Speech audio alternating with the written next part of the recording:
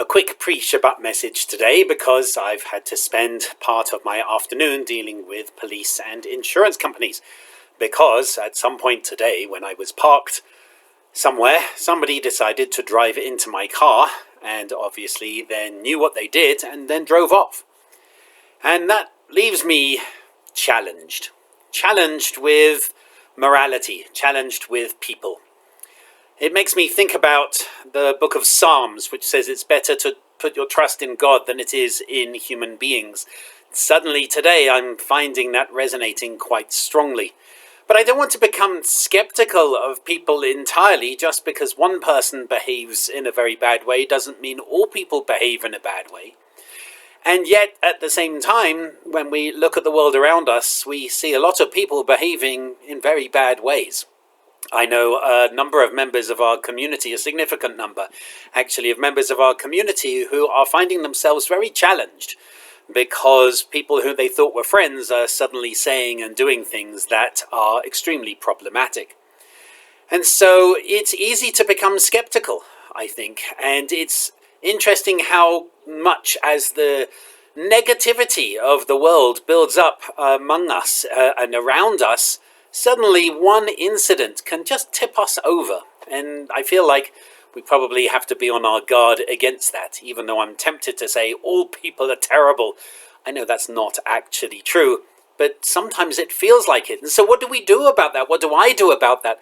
Well, I guess it makes me think of Pirkei Avot. Rabbi Gamliel says, "Bamakom she'ein anashim hishtadel lihyot ish." In a place where there's no men, be a man. Or maybe better translated, in a place where there are no menches. In a place where there are no good people, be a good person. And I do like this because Rabban Gamliel acknowledges that sometimes we do get surrounded by bad people and that we then have a moral responsibility to be the good person in that crowd. And so what Rabban Gamliel is saying is quite realistic, which is some people are bad. Some people really are. And it's nice to be loving and open and welcoming. And it's important to give zchut, to give favor, to lean on the side of favor. If, for example, the example I often quote, somebody cuts you off in traffic, instead of shouting at them, instead of cursing, instead of being angry, it's okay to say they're probably rushing to do a mitzvah. And that's fine because they're going to drive off and they're never going to think of us again and we're never going to think of them again. So that's about our own mental health. That's about letting go of negativity and giving them the benefit of the doubt. But when someone drives into your car and then clearly reverses and then drives off, that's pretty hard to give the benefit of the doubt. They knew what they were doing. They knew they committed a crime and they obviously drove off as quickly as possible in the hope that nobody would see them. And so therefore, Rabban Gamliel says, yeah, there are people like that. That's the reality of the world around us. And so that gives us a moral task. And that task is to step up. In a place where there are no menches, be a mensch. And one place where I do find menches is Temple Beth Shalom. I see an extraordinary number of people, sometimes in public and often behind the scenes, helping people in need. Helping each other, support each other, care for each other, be there for each other, sometimes very quietly and very subtly.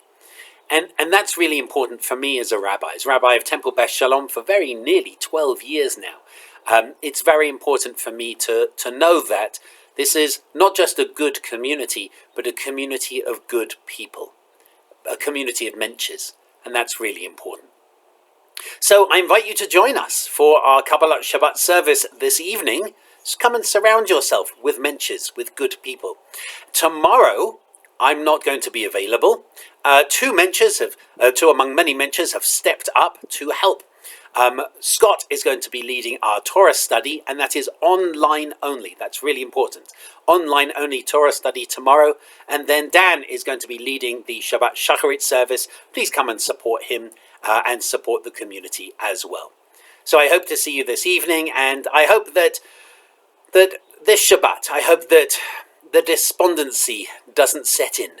The challenges of the world around us don't set in. Instead, we can use Shabbat as a time of peace and calm and celebration.